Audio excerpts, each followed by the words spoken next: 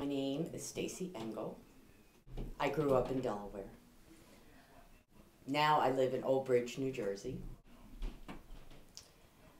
Stacy Engel is a mom.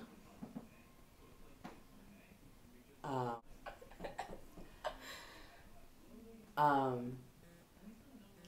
am the daughter-in-law of the person who we'll be talking a lot about today, Edmund Coghlan, who was my father-in-law at the time. They welcomed me. They were a little suspicious of me because I lived in Wilmington, Delaware, and they lived in Brooklyn, New York. I had come up for the week to go on a business trip in New York, but I had been talking with their son on the phone for 9 months, and so then we arranged to meet.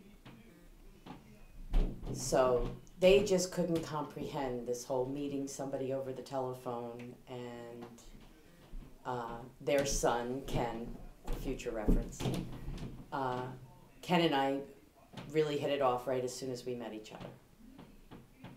They welcomed me in their home with open arms. They used to like to make fun of me because they felt I was from the country, because they were Brooklyners and had lived in Brooklyn all their lives.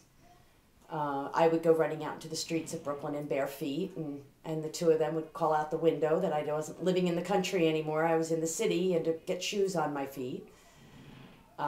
We were very close. Just a few years after I met my mother and father-in-law, my mother passed away. So my mother-in-law became a surrogate mother to me. And my father-in-law, although my father was still alive, he was either living in Arizona or he wasn't around that much. So Eddie, my father-in-law, kind of became like a father to me.